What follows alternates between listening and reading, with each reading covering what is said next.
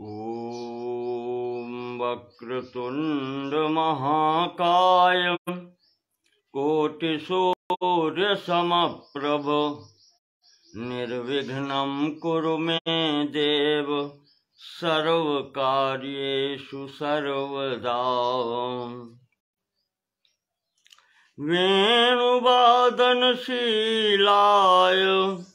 गोपालाय हिमर्दिने कालिन्दीकुललीलाय लोलकुण्डलधारिणे वल्लवी नयनाम्भोजमालिने नृत्यशालिने नमः प्रणतपालाय श्रीकृष्णाय वयं नुमः श्रीकृष्णाय वयं नुमः।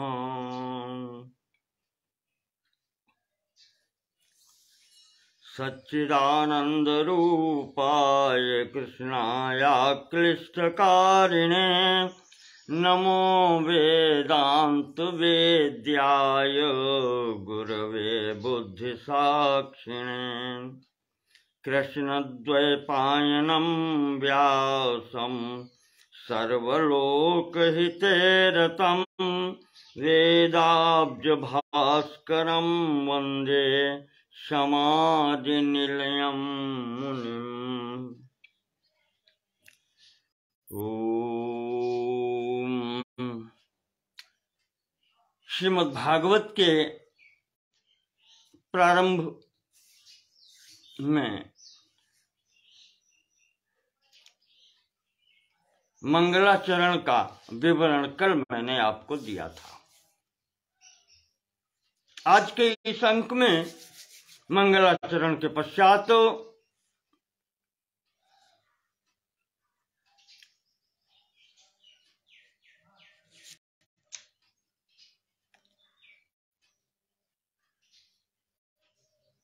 दूसरा श्लोक लेते हैं।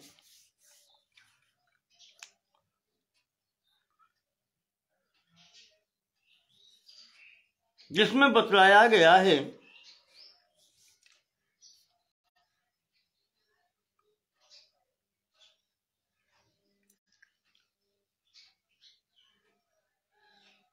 कि इस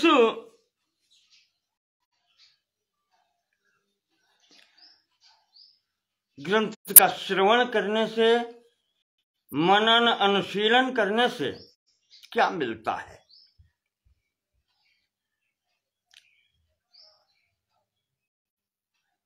तो पहली बात तो ये बतलाई गई कि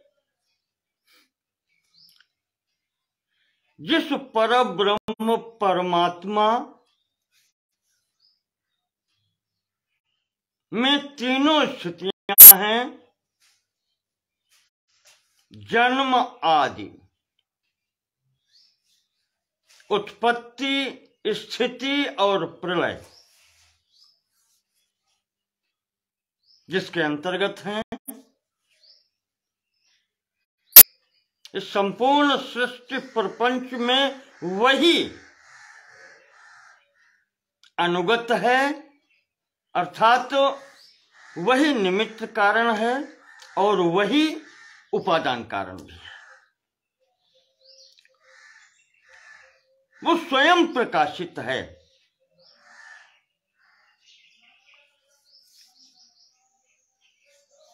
ज्ञान स्वरूप है। सर्वप्रथम ब्रह्मा जी को ज्ञान देने वाला भी वही है।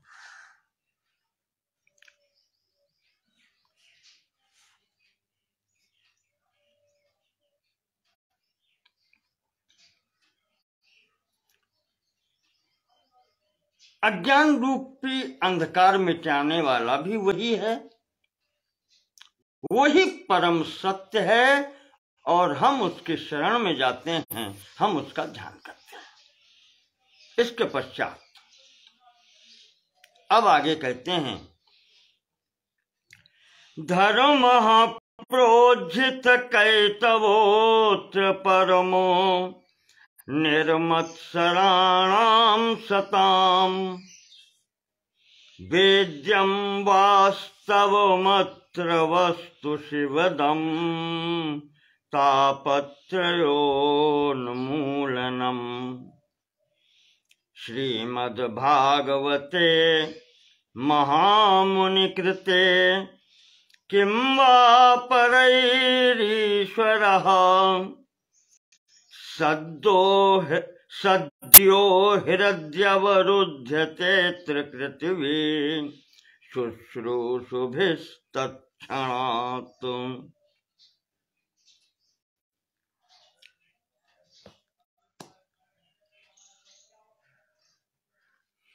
वैसे तो जो मुमुक्षु हैं, जो भक्ति चाहते हैं, मोक्ष चाहते हैं या भक्ति चाहते हैं, उनके लिए ग्रंथों में महात्मा लोग कहते हैं कि मुख्य रूप से 5 चीजें आती हैं। प्राप्यस्य ब्रह्मणो रूपम, ये 5 वर्णन होते हैं अधिकतर। प्राप्यस्य ब्रह्मणो रूपम प्राप्तस्य प्रत्यगात्मनः प्राप्त्युपायं फलं चैव तथा प्राप्ति विरोधिनः वदन्ति सकला वेदा सेतिहास पुराण का मुनयस्य महात्मानो वेद वेदांग वेदिनः। इन संपूर्ण ग्रंथों में जो बात होती है, जो वर्णन मिलता है, वो 5 चीजों का मिलता है। प्राप्यस्य ब्रह्मणो रूपम, परब्रह्म परमात्मा का स्वरूप या उसके गुण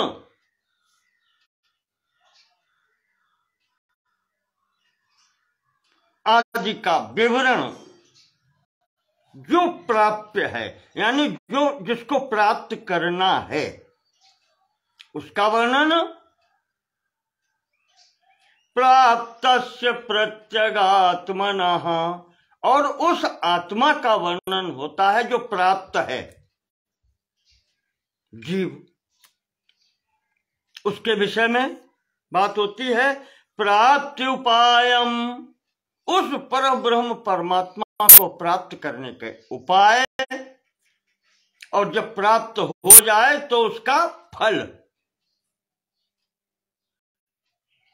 फल क्या होता है? 4 चीजें, और अंतिम 5वीं चीज है कि ये जो साधन किया जाता है, जो उपाय किया जाता है प्राप्ति के लिए, उसमें विघ्न क्या है। इन 5 विषयों का मुख्य रूप से वर्णन होता है। वेद हैं, पुराण हैं, वेद वेदांगवादिनः मुनयः महात्मानः, जो वेद वेदांग के ज्ञाता हैं, ऋषि मुनि हमारे महात्मा, साथ ही साथ वेद पुराण आदि, इनमें के द्वारा जो वर्णन होता है वो इनका ही होता है। और ग्रंथ का प्रारंभ करते समय 4 बातें और होती हैं, जिसको कहते हैं अनुबंध चतुष्टय। उसके अंतर्गत इस विषय का या इन विषयों का अधिकारी कौन है,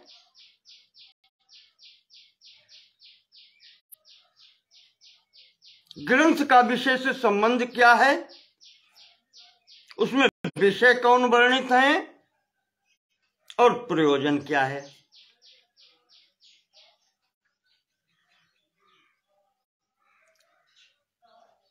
ग्रंथ का संबंध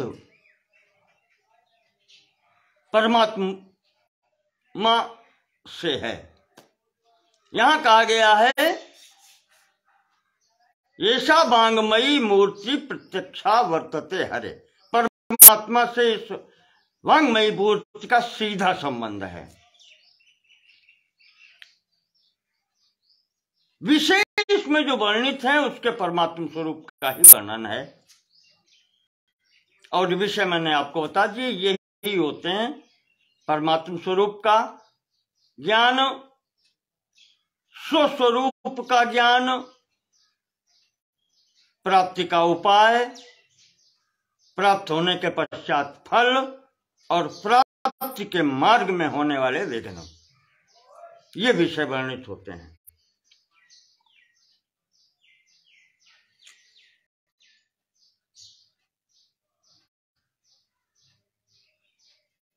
प्रयोजन क्या है?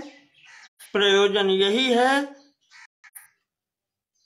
परमात्मा की प्राप्ति। परमात्मा की प्राप्ति कैसे हो, ये प्रयोजन है। और अधिकारी के संबंध में तो बात होती रहती है। जो इस मार्ग पर चलना चाहता है वो इसका अधिकारी होता है।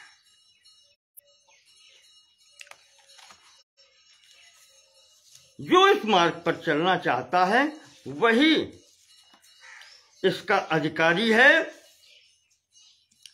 जो आया है कि शांतो दानतः उपरतः तितिक्षु, अधिकारी की ये योग्यताएं हैं। जो शांत हो, इंद्रियां शांत हो चुकी, वो मन शांत हो, जिसका दानतः इंद्रियों का दमन कर चुका हो, उपरतः वैराग्यवान हो, तितिक्षु सहन करने की आदत हो। सुख दुख हानि लाभ जय पराजय सब तितिक्षा उसको कहते हैं, सहन करना। समाहितो भूत्वा, मन एकाग्र करके, आत्मनि आत्मानं पश्यति, जो आत्मा को ही देखना चाहता है, अर्थात इसको कहें शांतो मलिन वासना रहता। शांत का मतलब कि जिसकी वासनाएं शांत हो गई हो। दांतो जित बहिर इंद्रिया, दांत उसको कहते हैं जिसके समस्त इंद्रियों के बाहरी कार्यकलाप समाप्त हो गए हों। जिसने सन्यासियों को जीत लिया हो, इंद्रियों को जीत लिया हो। उपरतः सन्यासी यानी वैराग्यवान। तितिक्षु ग्रीष्म उष्ण ऋतु धर्मादि सहनशीला, सर्दी गर्मी मन में उतारे लाभ हानि इन सब में समान। ऐसा व्यक्ति गुरुम अभिगच्छेत श्रोत्रियम ब्रह्मनिष्ठम, ऐसा ब्रह्मनिष्ठ पुरुष, ऐसा जिज्ञासु व्यक्ति, ये इसका अधिकारी है। उसको गुरु के शरण में जाना चाहिए। ये अधिकारी हैं। तो इस प्रकार से अनुबंध चतुष्टय भी होता है ग्रंथ के संबंध में। और यहां पर जो दूसरा श्लोक कह रहा है कि इस ग्रंथ से क्या मिलता है। धर्म को प्रोज्झित कैतवः, धर्म प्रोज्झित कैतवोऽत्र परमो निर्मत्सराणां सतां, वेद्यं वास्तवमत्र वस्तु शिवदं तापत्रयोन्मूलनम्। श्रीमद्भागवते महामुनिकृते किं वा परैरीश्वरः सद्यो हृदि अवरुध्यते कृतिभिः शुश्रूषुभिस्तत्क्षणात्।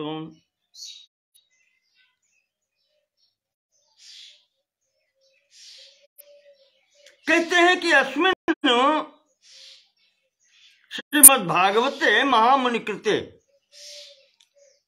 भगवान महामुनि भगवान व्यास जी के बनाए हुए किए हुए इस शास्त्र में, श्रीमद् भागवत में, श्रीमद् भागवत में प्रोज्झित कैतवः परम धर्मः।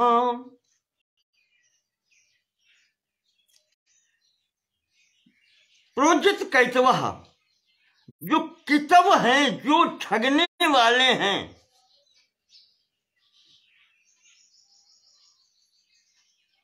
गुण, या जिनको कह दिए आप वासनाएं, वासनाओं में, कामनाओं में फंस के व्यक्ति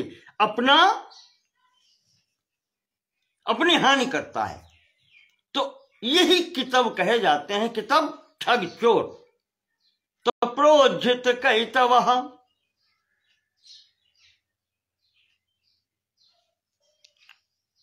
परमः धर्मः,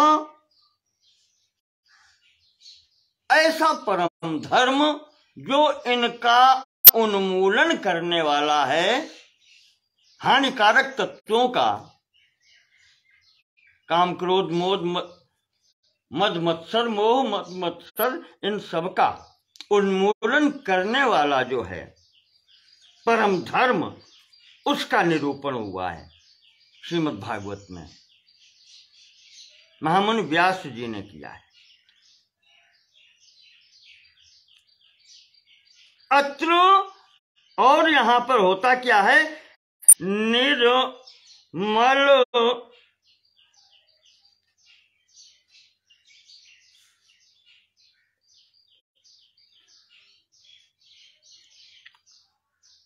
निर्मत्सराणाम सताम,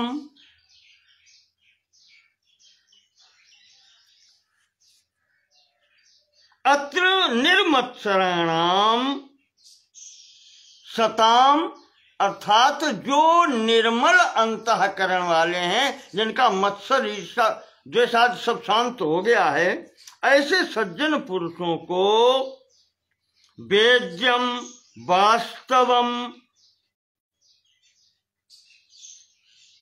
वस्तु, जो वास्तविक वस्तु है, जो वेद्य है, जो जानने योग्य है,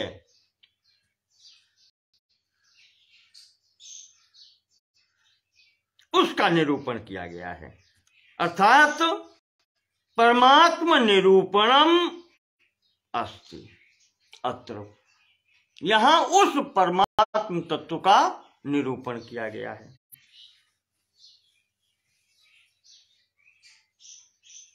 इसलिए किम वा परई, और अन्य फिर वस्तुओं की क्या जरूरत है, अन्य साधनों की क्या आवश्यकता है, जब ये इसमें ही सब कुछ है इस शास्त्र में, तो फिर अन्य वस्तु की क्या आवश्यकता है। किम वा परई अत्र कृतभि सुकृतभि, जो सुकृत करना चाहते हैं, जो इस मार्ग के अनुगामी हैं, शुश्रूषुभि, जो इसको सदैव सुनते हैं, उनके लिए अन्य कोई कार्य बाकी नहीं रहता। और इसके सुनने से क्या होता है, ईश्वरः सद्यः तत्क्षणात् हृदय अवरुध्यते, वो ईश्वर, वो परम शिवद कल्याणकारी, वो परब्रह्म परमात्मा सद्य हृदय अवरुद्धते, वो हृदय में आकर के बैठ जाता है, प्राप्त हो जाता है।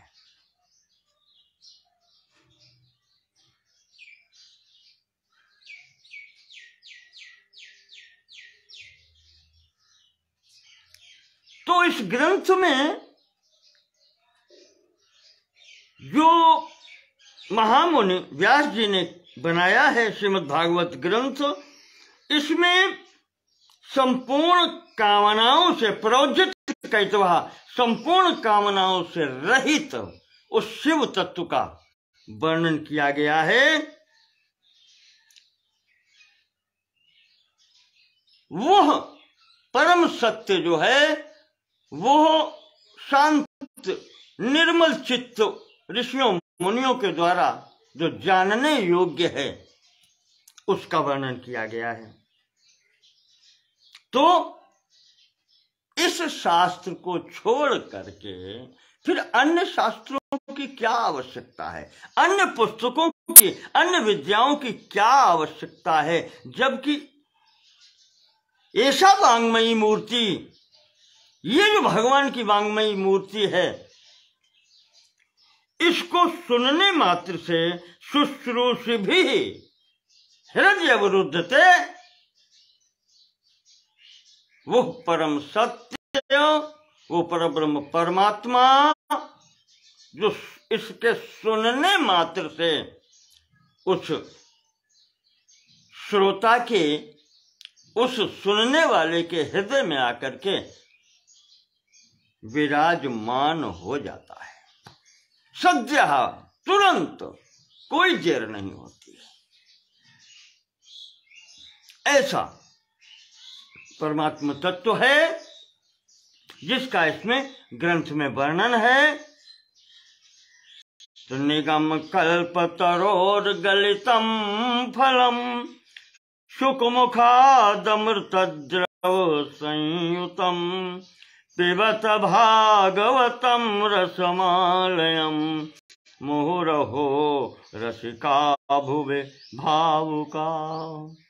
तो जब ऐसा ही ग्रंथ है जिसके सुनने मात्र से परमात्मा हृदय में आकर के विराजमान हो जाता है, तो कहते हैं कि निगम कल्प तरोर गलितम फलम, निगम रूपी, वेद रूपी वृक्ष का यह गलितम फलम, पका हुआ फल है। और शुक मुखादमृतद्रव संयुतम, और शुक, किसी वृक्ष का जब पका हुआ फल होता है उसमें तोता शुक अगर चोंच लगा दे, मुख लगा दे, तो वो फिर मीठा ही होता है। और उसके बाद में कहते हैं ऐसा ही ये फल है।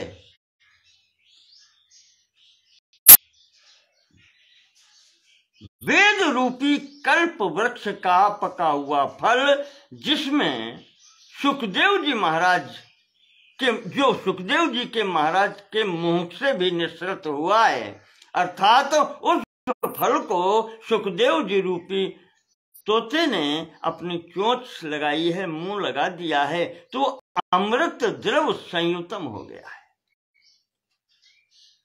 अमृत के समान उसका स्वाद हो है। और इसको पिबत भागवतम रसम आलयम, रसम आलयम के दो अर्थ हैं। रस ही जिसमें भरा हुआ है, रस ही रस है, अर्थात संपूर्ण फल जो है उसमें रस के अतिरिक्त और कुछ भी नहीं है।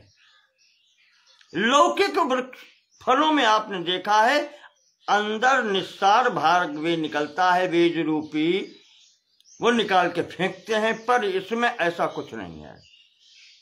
रसमालयम, रसमालयम यत्र रसः केवलम, केवल और केवल जिसके अंतर्गत रस ही है और कुछ है ही नहीं।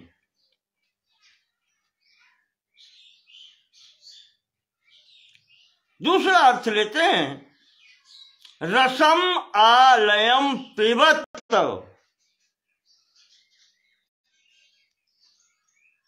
आलयम लयम असमन्तात लयम। जब तक पूर्ण रूप से लय न हो जाए, चाहे तो कहें प्रलय पर्यंत और चाहे तो कहें कि आत्मा का लय परमात्मा के अंतर्गत न हो जाए, तब तक पिबत पियो।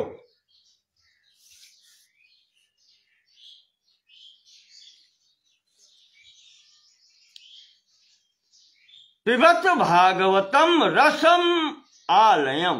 ये भागवत रूपी रस मोक्ष पर्यंत जब तक लय न हो जाए आत्मा का परमात्मा के अंतर्गत, तब तक पियो। पिबत पिबत भागवतम रसमालयम मुहुरहो। बार बार मुहु मुहु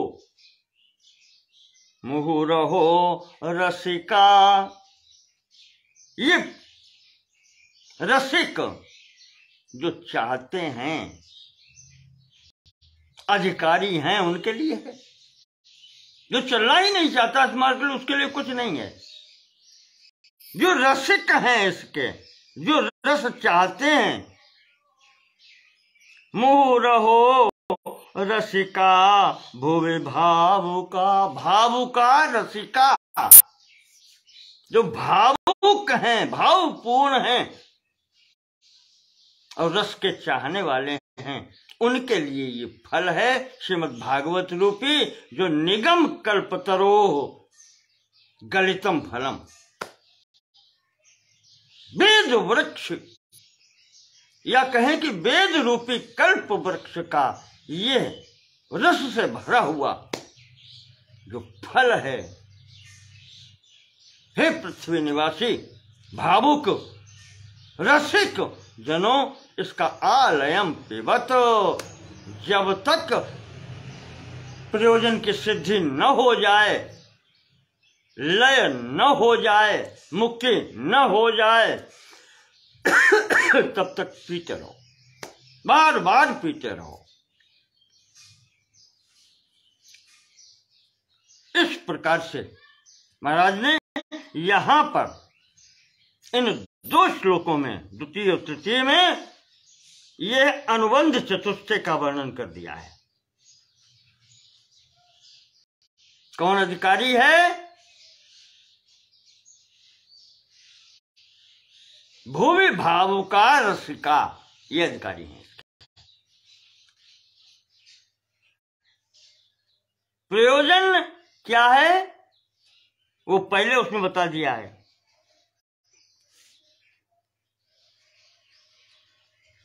तापत्रयोन्मूलनम और भगवत प्राप्ति,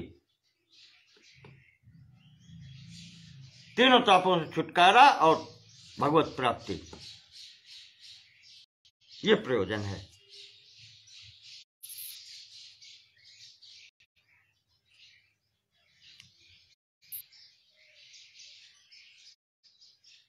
विशेष में ये बताए गए हैं, यही वर्णन है। भगवान की लीलाओं का गुणगान हुआ है और संबंध, विषय का संबंध ग्रंथ से है, इसका ही इसमें वर्णन है। तो इन दोनों श्लोकों में अनुबंध चतुष्टय का वर्णन किया गया है। अब प्रारंभ होता है संवाद स्वरूप में। तो कहते हैं कि नैमिषे निमिष क्षेत्रे ऋषयः शौनकादयः सत्रम स्वर्गाय लोकाय सहस्र सममासत।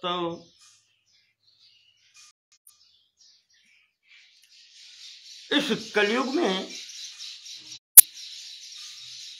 1000 वर्षों का शौनकादि 88,000 ऋषियों ने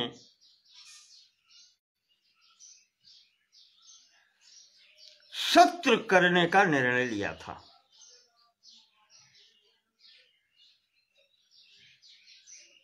स्वर्गाय लोकाय सहस्र सममासत, यज्ञ करने का। स्वर्ग प्राप्ति के लिए, स्वर्गलोक की प्राप्ति के लिए ये यज्ञ दीक्षा ली गई है। उसमें सूत जी भी आए हैं। यहाँ जो सूत जी हैं इनके विषय में भी जानना जरूरी है। प्रथम सूत जी जो आए हैं उनका नाम था रोमहर्षण या लोमहर्षण सूत जी, और वो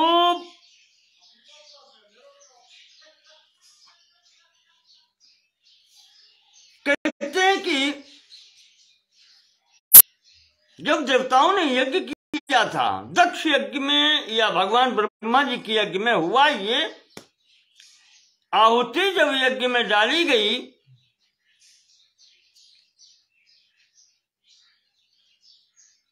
तब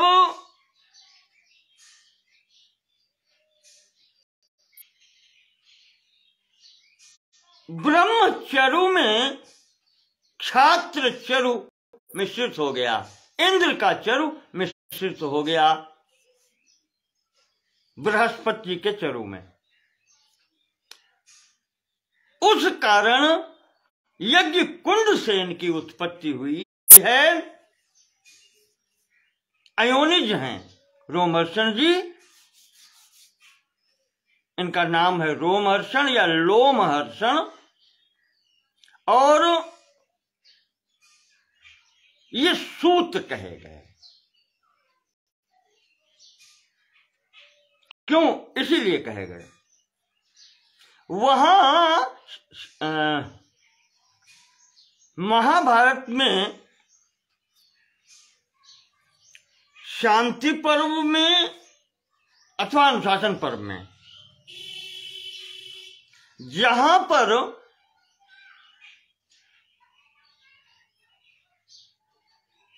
वर्ण व्यवस्था का वर्णन हुआ है,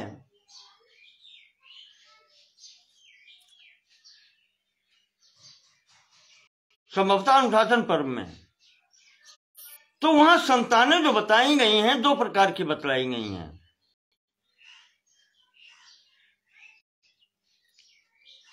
अनुलोमज और विलोमज। अनुलोमज का मतलब है जहां पुरुष श्रेष्ठ वर्ण का है और कन्या उससे नीचे के वर्ण की है, ये अनुलोमज कहे जाते हैं। और विलोम जिसमें कन्या श्रेष्ठ वर्ण की है और वर हीन वर्ण का हो गया उससे, तो उसके अंतर्गत ही संतानों का विवरण वहां दिया है। भीष्म पितामह ने युधिष्ठिर को बतलाया है, तो उसमें आता है कि यदि पिता क्षत्रिय हो और माता ब्राह्मणी हो,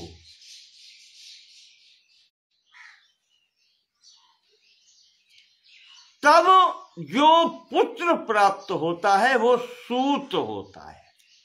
सूत एक तो वो रथ हाँकने वाला, ये लौकिक स्थिति में है, और ये अलौकिक स्थिति में है। यहां चरु मिश्रित हुआ है, इस कारण से श्रेष्ठ वर्ण का चरु उससे हीन वर्ण के चरु में मिश्रित हो जाने के कारण अयोनिज जो उत्पत्ति हुई है, इस कारण से रोमहर्षण जी सूत जी कहे गए।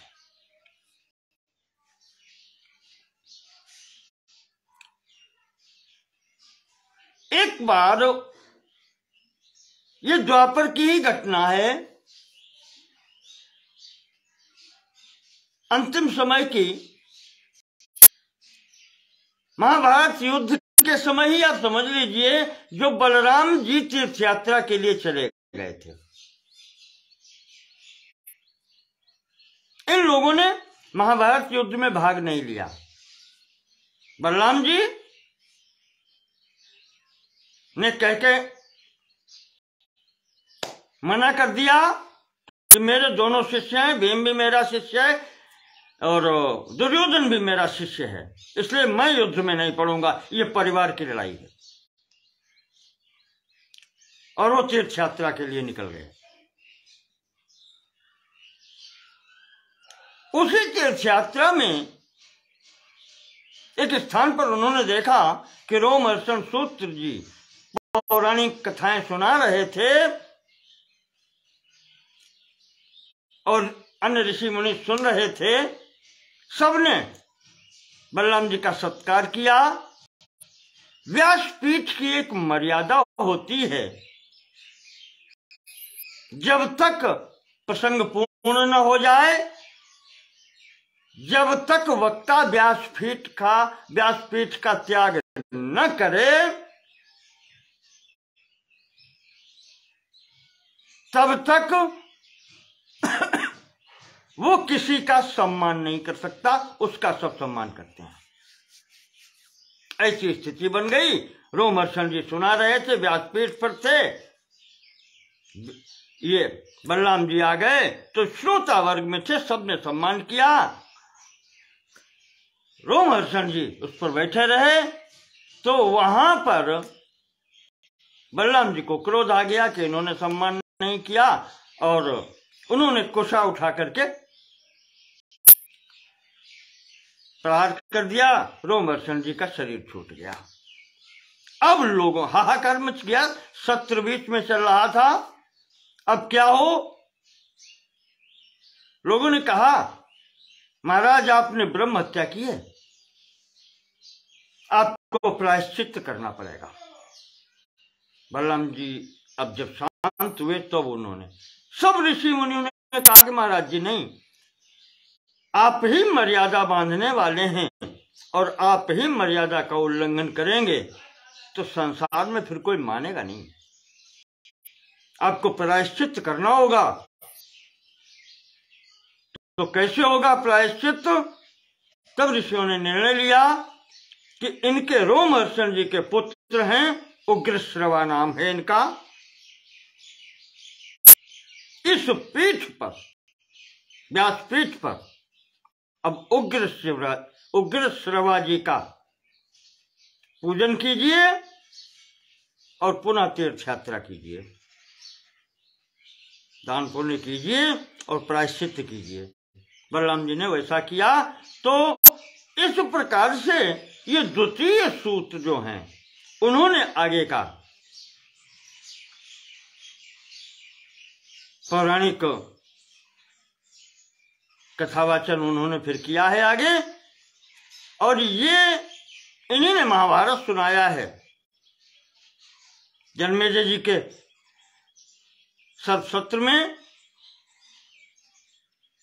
तो कहीं कहीं इनको सौती भी लिखा है, सूत पुत्र होने के नाते सौती, और कहीं कहीं पर सूत ही प्रयोग कर दिया है। पिता का नाम, जैसे महाराज शुक्राचार्य जी का नाम कहीं आप देखते हैं तो भृगु लिख देते हैं, जबकि भृगुपुत्र हैं। ऐसे ही सूत जी का भी यही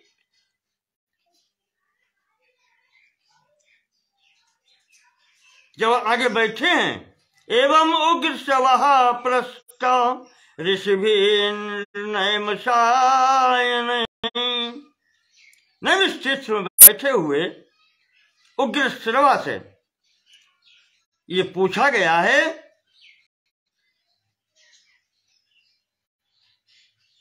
उन्होंने फिर आगे का ये पुराणों को सुनाया है।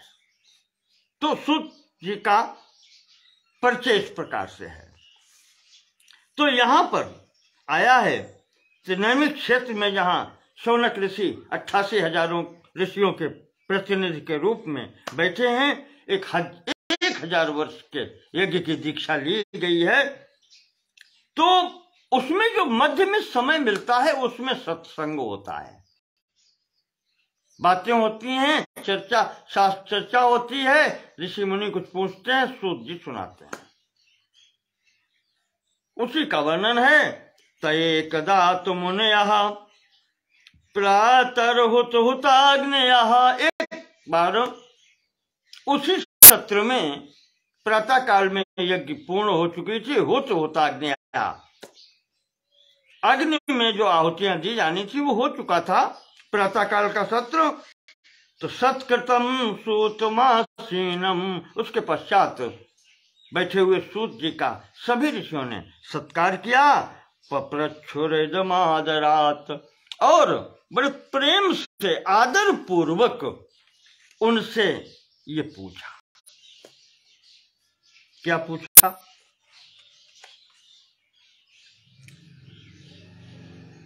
सूत जी समस्त पुराण, इतिहास और धर्म शास्त्र जो कुछ भी हैं वो सब आपने भी पढ़े हैं, आप उनका तत्व जानते हैं। यानि वेद विदाम श्रेष्ठो भगवान बादरायणः अन्ये च मुनयः सूत परावर विदो विदुः वेत्थ त्वं सौम्य तत्सर्वम् तत्वतः तदनुग्रहात्। कहते हैं कि जो व्यास जी जानते हैं,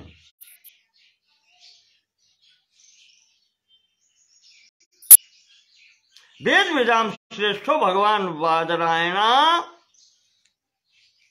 यानि धर्मशास्त्राणि पुराणि से इतिहासानि जानन्ति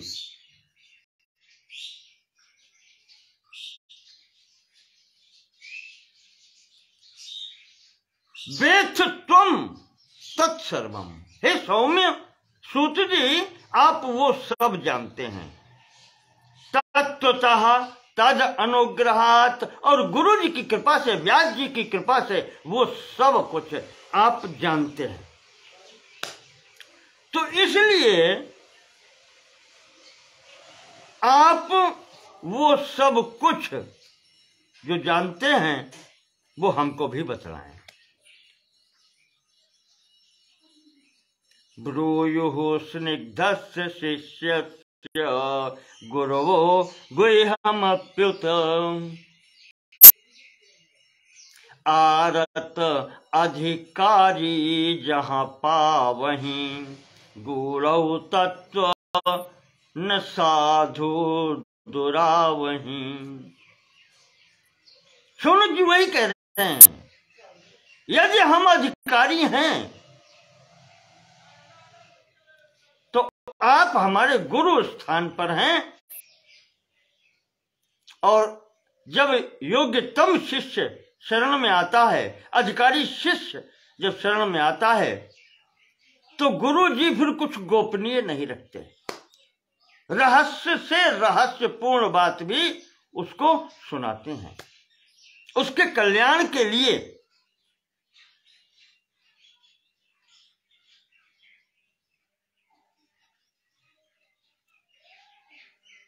चाहे जितना गोपनीय विषय हो, वो अपना हृदय खोल कर रख देते हैं अधिकारी शिष्य के लिए। तो यदि आपको ऐसा लगता है कि हम अधिकारी हैं प्रभु सूत जी, तो वो हमें उसका सार बताएं।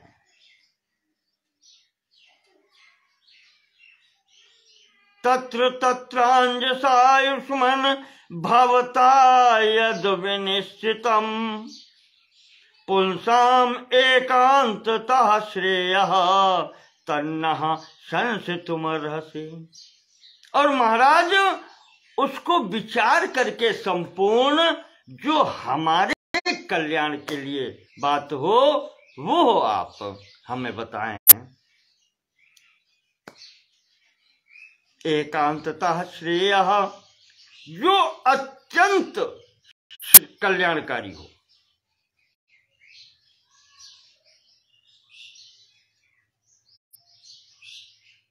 वो आप हमें, जो आपने अपने हृदय में निश्चित किया है, सार निकाल करके वो हमें आप बताओ। क्यों महाराज? कलयुग चल रहा है, अब विस्तार वाली बातें नहीं हो सकती। यहां तो भगवान की कृपा है जो हम लोग बैठे हैं, हम लोगों ने 1000 वर्ष के सत्र की दीक्षा ली है। क्या आवश्यक है कलयुग में? कितनी आयु है? और यहां कलयुग के विचार करके ऐसी बात बतलाएं जो सबके कल्याण के लिए हो। शौनक जी का प्रश्न है, वो मार्ग बतलाएं जो सबके लिए सुगम हो, मेरे लिए ही नहीं, सबके लिए। क्योंकि ये कलयुग है, यहां प्रायेण अल्पायुषः, प्रायः कम आयु वाले व्यक्ति रह गए हैं।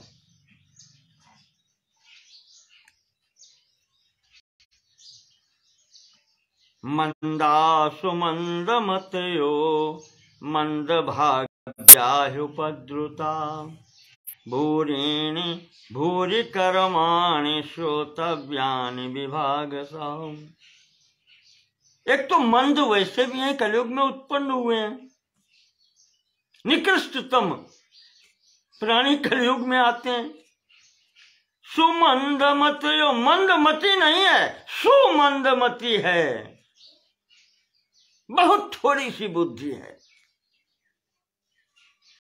बहुत थोड़ी सी, क्षुद्र बुद्धि कहने। मंद भाग्या, भाग्य से हीन है।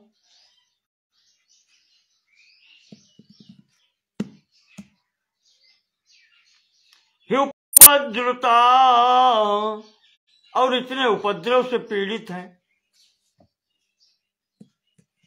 भूरिणि भूरि कर्माणि श्रोतव्यानि विभागशः।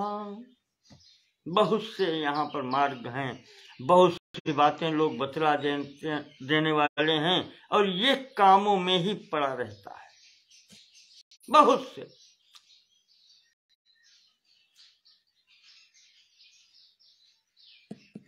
तो ऐसी स्थिति में अतः साधोत्रयत सारम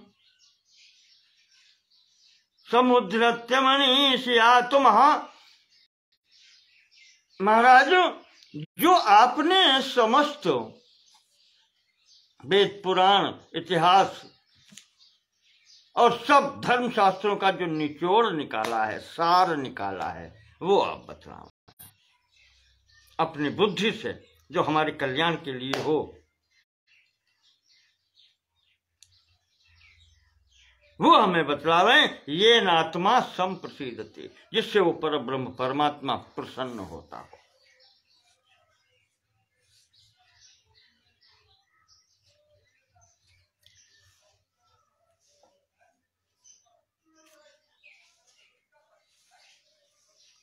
तो यहां पर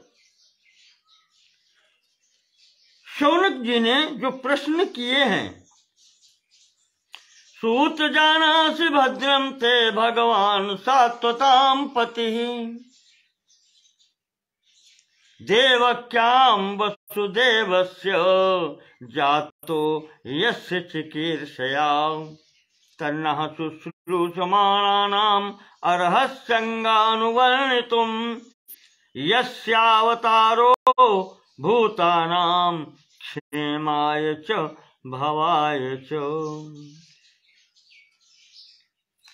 उन भगवान श्री कृष्ण के बारे में भी आप बतलावें, जिन्होंने संसार के कल्याण के लिए, इस भवरोग से छुटकारे के लिए यहां पर अवतार ग्रहण किया है।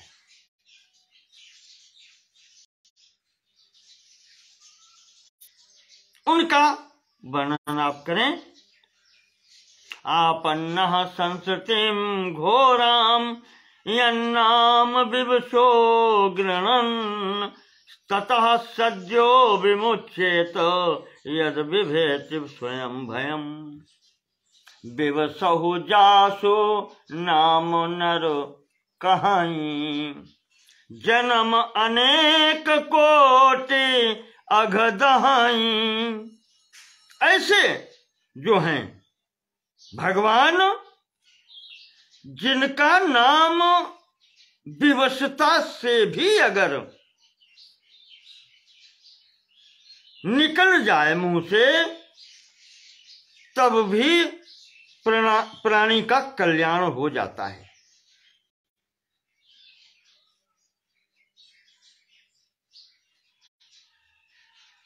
गोस्वामी जी ने और भी कहा है कि भाय कुभाय अनख आलसहु, और नाम जपत मंगल जिसि दसहु।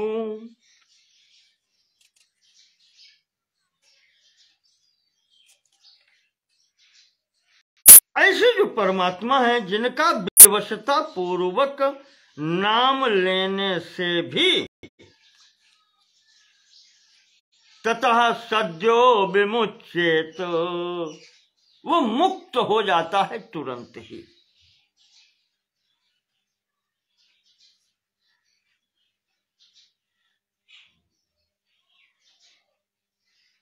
जिसको कई स्थानों पर आया है, विवशता में भी लिया हुआ नाम। आपको याद होगा, श्रीमद् भागवत में ही आगे आएगा अजामिल प्रसंग। पुत्र का स्मरण करके नारायण नाम लेता है और उद्धार हो जाता है। विद्वेषादपि, उदाहरण लीजिए,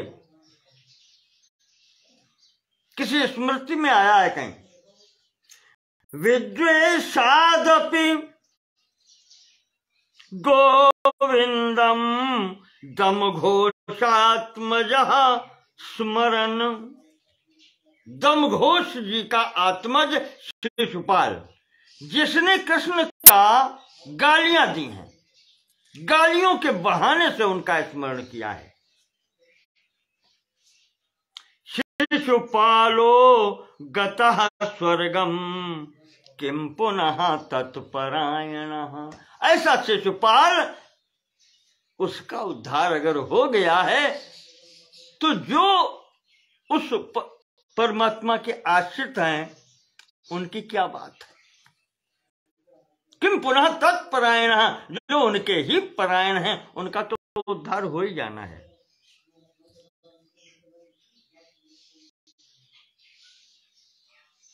पार्वती जी से शंकर जी ने कहा कि नाम की बदौलत जाने कितने मैंने तार दिए। ईशो हम सर्वभूतानाम, पार्वती संसार मुझे ईश्वर कहता है, संपूर्ण प्राणियों का मैं स्वामी हूं। ईशो हम सर्वभूतानाम नाम नाम विष्णु और ही जाप कहा, और मैं ही भगवान का नाम लेता हूं, तारक मंत्र का जप करता हूं, मैं राम नाम लेता हूं।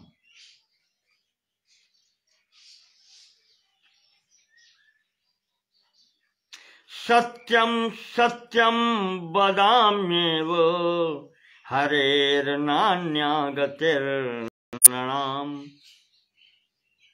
शंकर जी कहते हैं, पार्वती मैं सत्य कह रहा हूं, भगवान का नाम लेने के अतिरिक्त और कोई सुगम मार्ग है नहीं संसार में मनुष्य के लिए।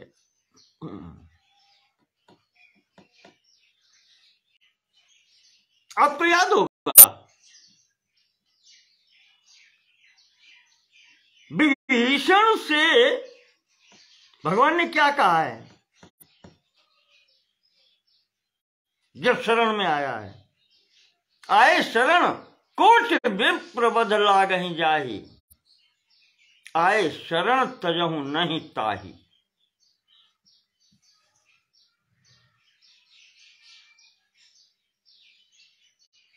शक्रदेव प्रपन्नाय तवास्मि याचते, वाल्मीकि रामायण में आया है, अध्यात्म रामायण में भी है।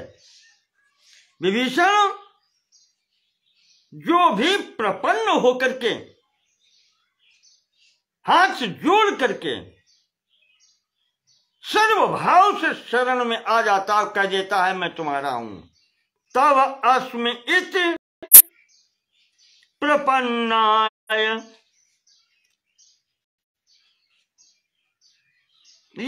तव अस्मि इति ये कह देता है तो सकृत एव एक बार भी अगर कह दे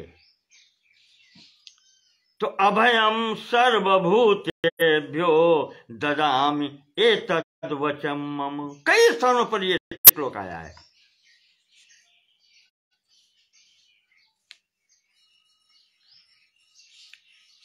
पद्म पुराण के पाताल खंड में यही श्लोक भगवान ने सीधे शंकर जी से बताया है कि शक्रदेव प्रपन्नो यहाँ तवास्मीति बदेद अपि। जो व्यक्ति एक बार भी मेरे चरणों में आकर कह देता है मैं आपका हूं तो साधने न बिनाप्येव मामाप्नोति न संशय। भगवान कहते हैं शिव जी वो मुझे प्राप्त कर लेता है, बिना साधन के ही वो मुझको प्राप्त हो जाता है। एक बार कहे तो वही शंकर जी ने नारद जी से भी कहा है पद्म पुराण पाताल खंड में ही आगे कि नारद जी सकृद मात्र प्रपन्नाय तवास्मीत्यभियाचते। जो ऐसा कर देता है वही लाइन है पूरी। और अगले में कहते हैं कि निज दास्यम हरे दद्यात्। जो ऐसा कर देता है भगवान के चरणों में एक बार भी आकर के तो निज दास्यम हरे दद्यात्, उसको अपना भक्त बना लेते हैं। वो अपना बना लेते हैं भगवान। हरि दद्यात् न में अत्रास्ति विचारणा। और मैं भी इसी निश्चय पर पहुंचा हूं, कोई दूसरा विचार करने की आवश्यकता नहीं। तो बहुत बड़ा सहारा है। कहो तो एक बार कहो, भाव से कहो।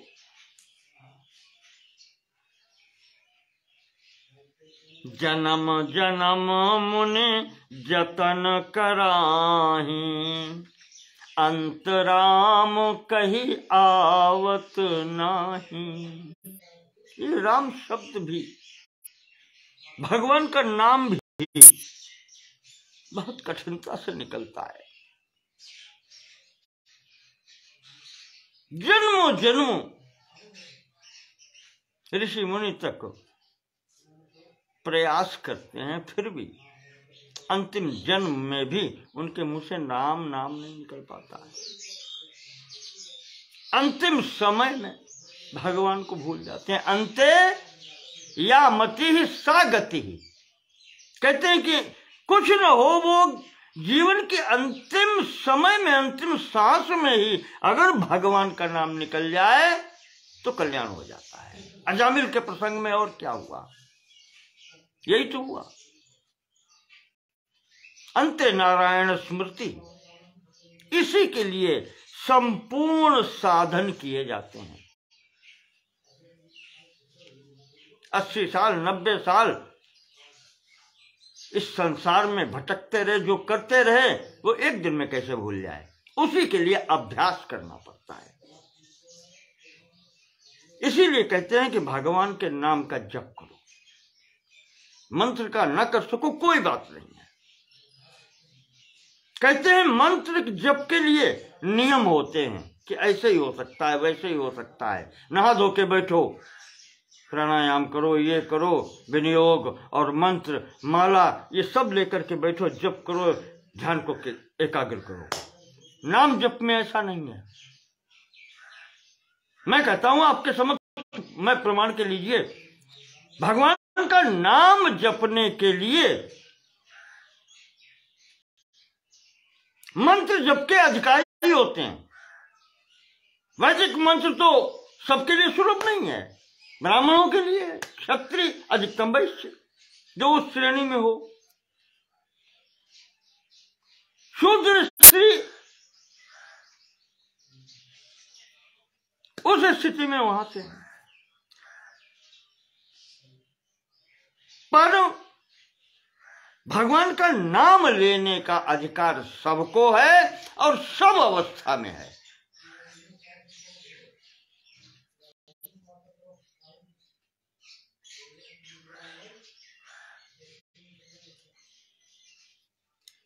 ब्राह्मण क्षत्रिया वैश्य स्त्रियः शूद्रांत जातयः यत्र तत्रानुकुर्वन्ति विष्णोर्नामानुकीर्तितम्।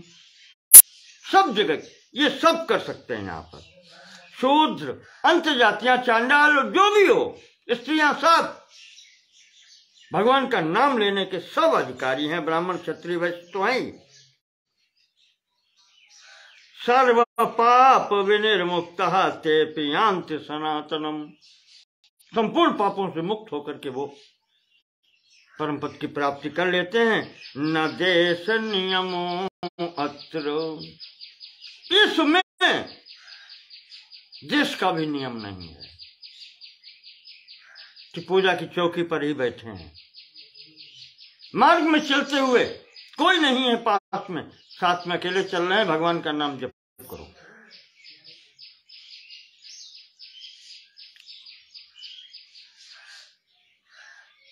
चाहे कहीं बैठे हो, रेल यात्रा कर रहे हैं, वाहन में हैं, नाम जप करो। समय व्यर्थ मत करो। तो न देश नियमोत्र न काल नियमस्तथा, और समय का भी कोई बंधन नहीं है। रात हो, दिन हो, संध्या हो, दोपहर हो, कहीं भी किसी स्थिति में हो, जब चलता रहे, जब करो। विद्यते नात्र संदेहो विष्णोर्नामानुकीर्तने कालोस्ति यज्ञ दाने वा। यज्ञ का, दान का, ये इनका सबका समय होता है, मुहूर्त निकालते हैं। स्नाने कालोस्ति सज्जपे, स्नान का भी समय होता है। मंत्र जप के लिए भी नियम होते हैं। लेकिन विष्णु संकीर्तने कालो नास्त्यत्र पृथ्वी पते, भगवान के नाम लेने के लिए कोई देश काल का बंधन नहीं है, कोई बंधन नहीं है। सर्वत्र गच्छन् तिष्ठन् स्वपन वापि, चल रहे हो, बैठे हो, सोने जा रहे हो, पिबन भुंजन जपन तथा, खा पी रहे हो, अर्थात किसी भी अवस्था में हो, नाम जप चलता रहे। कृष्ण कृष्णेति संकीर्त्य मुच्यते पाप कंचुकात्। आगे बढ़ गए। व्यास जी ने फिर कलम तोड़ दी लिखने में। कहा आप नाम जप करो चाहे जिस अवस्था में हो। न देश काल नियम, फिर लिखा शौचा शौच विनिर्णय। कहा शौच अशौच का भी यहां पर कोई आवश्यकता नहीं है, उसका भी कोई विचार नहीं है। पवित्र हैं या अपवित्र हैं, किसी भी स्थिति में हैं, चिंतन वाचिक नहीं है तो मानसिक चलते रहना चाहिए, जब चलता रहना चाहिए। न देश काल नियम शौचा शौच विनिर्णय परम संकीर्तना देव राम रामेति मुच्यते। करो जप।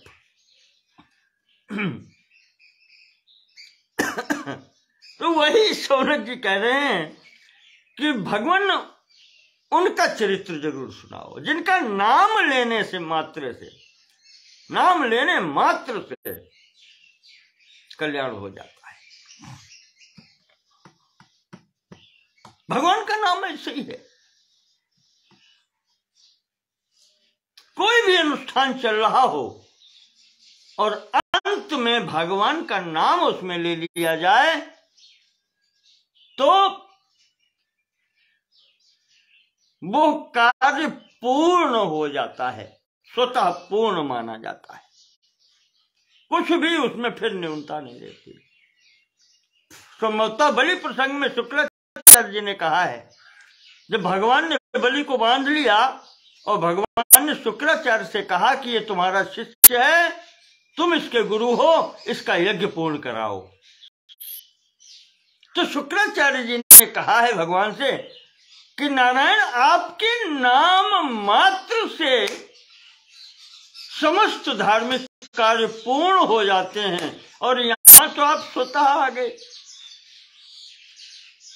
तो अब न्यूनता कहां रही? यज्ञ तो पूर्ण हो गया, अपूर्ण कहां है?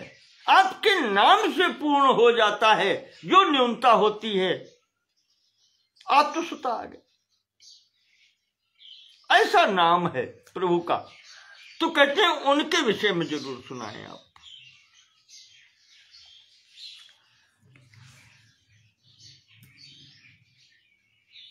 यद विभेद स्वयं भयम, वो ऐसे परमात्मा है जिनसे भय भी भय खाता है।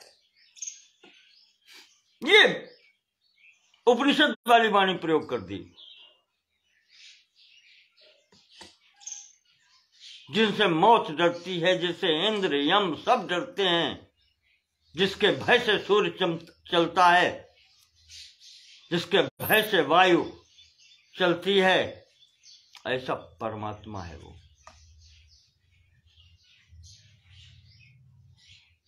जिससे भय भी भय खाता है, जो काल का भी काल है, वो परब्रह्म परमात्मा है।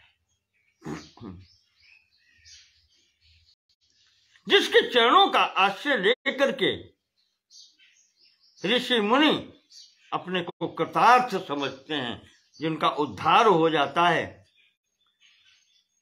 वो परमात्मा है। जिनके चरणों का जल जिस पर पड़ जाता है,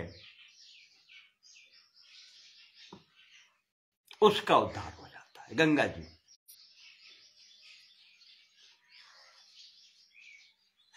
ऐसा कौन संसार में होगा महाराज जिसे ऐसे परमात्मा का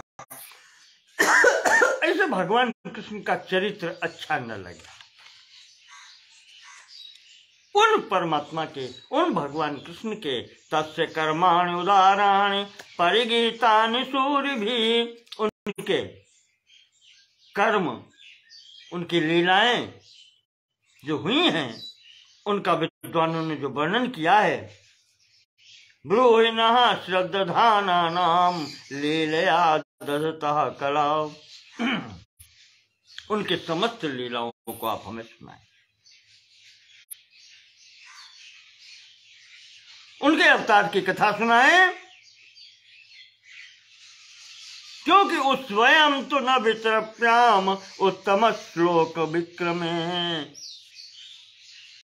क्योंकि मुझे उनके लीला कथाओं से कभी तृप्ति नहीं होती महाराज।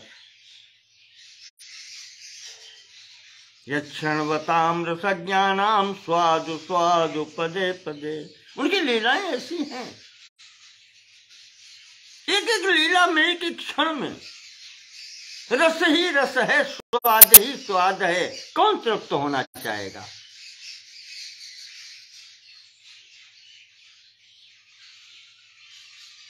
उन्होंने भगवान बलराम के साथ में यहां रह करके जो शरीर धारण किया मनुष्य का लीला पूर्वक, गूढ़ा कपट मानुषः, अपने को छुपाते हुए, गूढ़ रखते हुए, गोपनीय रखते हुए जो मनुष्य शरीर धारण किया है,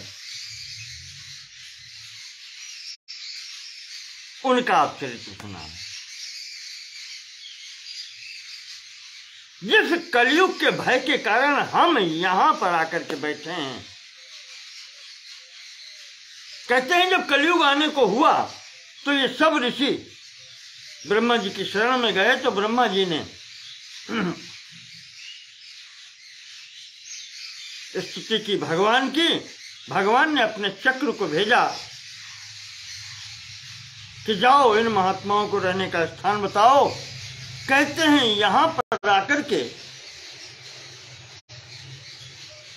जो चक्र है गोलाकार, उसमें जो नेमी बीच की धुरी कही जाती है, वो इस क्षेत्र में आकर के यहां शीर्ण हो गई। नेमी शीर्ण भवत यत्र स क्षेत्र नैमिष इति ख्यातः। वो क्षेत्र नैमिष कहा गया है। इसी कारण वहां नैमिषारण्य में आप जाएं तो चक्र कुंड है। कहते हैं यहीं पर भगवान का चक्र वो यहां समा गया, उसकी शीर्ण हो गई नेमी। तो ऋषियों को लगा कि महाराज चक्र जी ने ये बतला दिया कि यही क्षेत्र है पुण्य क्षेत्र।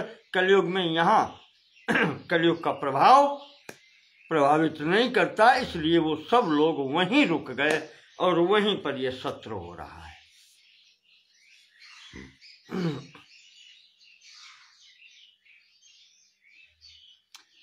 फिर कहते हैं ब्रूहि योगेश्वरे कृष्णे ब्रह्मण्ये धर्म वर्मणि स्वाम काष्ठाम अधुनोपेते धर्मः कम शरणम गतः।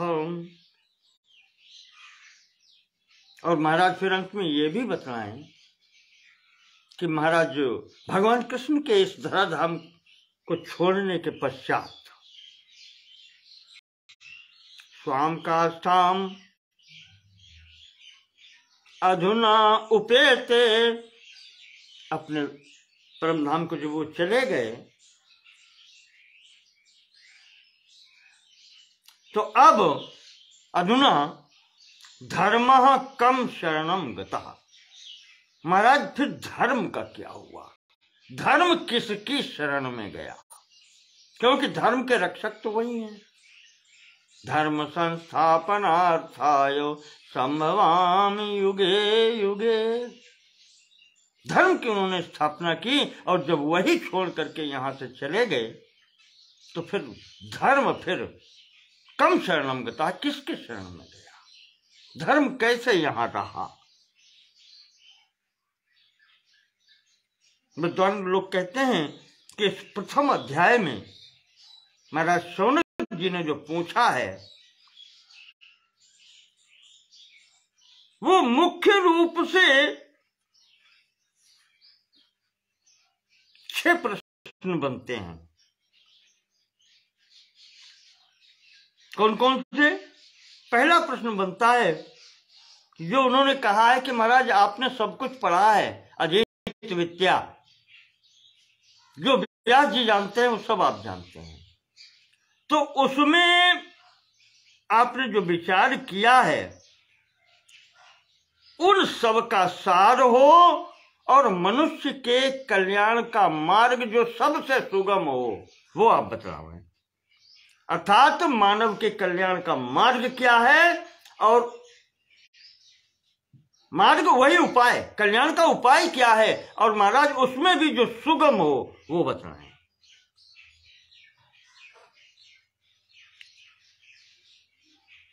दूसरी बात कही है कि यहां जो अब कलयुग है मनुष्य की अल्प आयुषा, बहुत कम आयु रह गई है, समय नहीं है महाराज, तो सार रूप में बतलाएं आप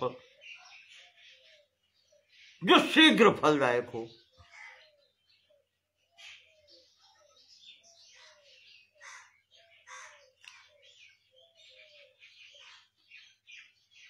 वो सार बतलाएं। और महाराज कहते हैं कि परमात्मा जो निर्गुण निराकार गुणातीत अजन्मा निर्विकल्प निर्लेप है,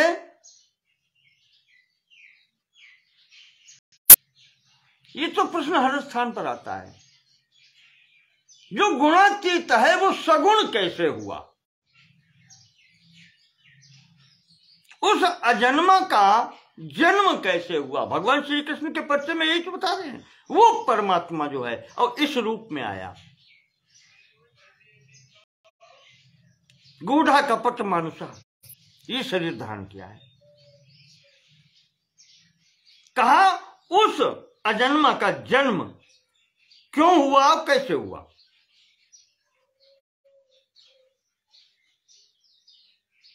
तीसरा प्रश्न हुआ।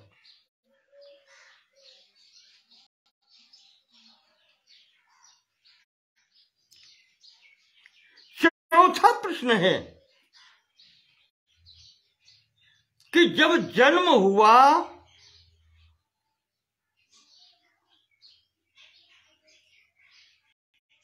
जब जब होई धर्म कै हानि, तो एक बात थोड़ी,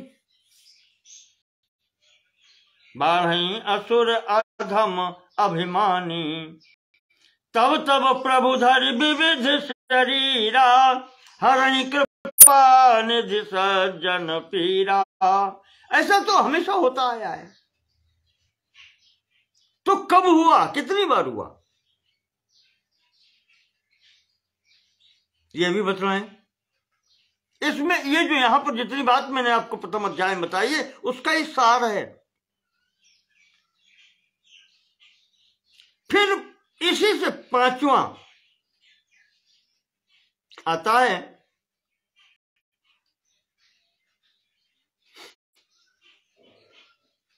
कि जीवन का परम लक्ष्य क्या है।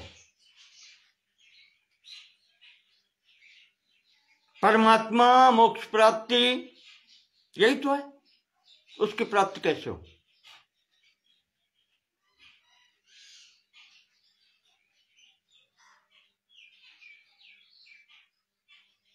और अंतिम प्रश्न ये जो है अंतिम श्लोक में आया है कि भगवान के इस धराधाम छोड़ने के पश्चात जो उन्होंने धर्म की स्थापना की थी, वो धर्म फिर किसके अवलंब पर पृथ्वी पर रहा।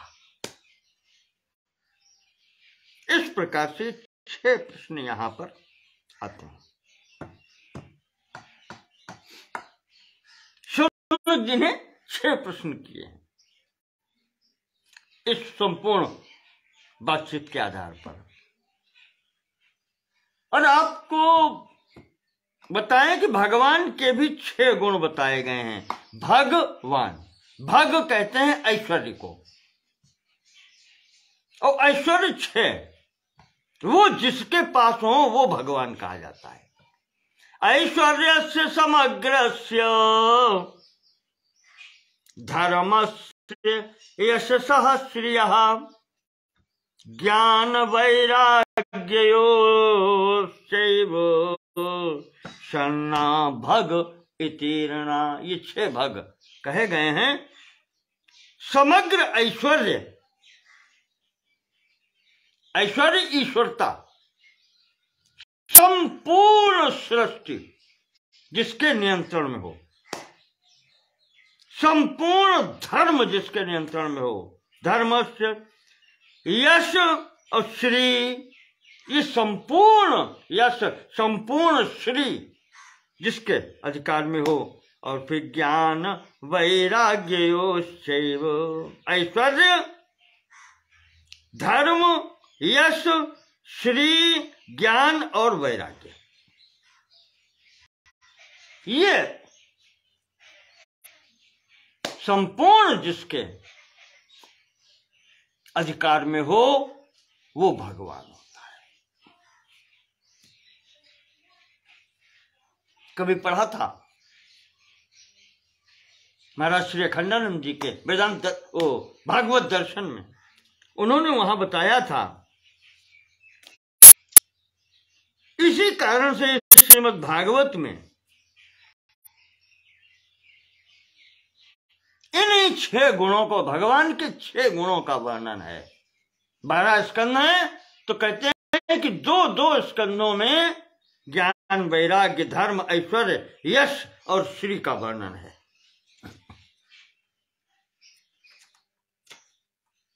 इसीलिए यहां पर ये 12 स्कंद के रूप में इसका संयोजन किया गया है।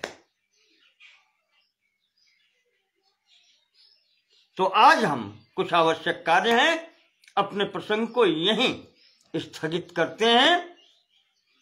शौनक जी ने जो सूत जी के समक्ष अपने प्रश्न रखे हैं, अब इनका उत्तर प्रारंभ करते हुए हम अगले खंड में आपके समक्ष उपस्थित होंगे। आज क्षमा चाहते हुए इसको यहीं पर स्थगित कर रहे हैं। कुछ आवश्यक कार्य हैं, गृह कार्य हैं। नमो नमः। आप सभी का आभार।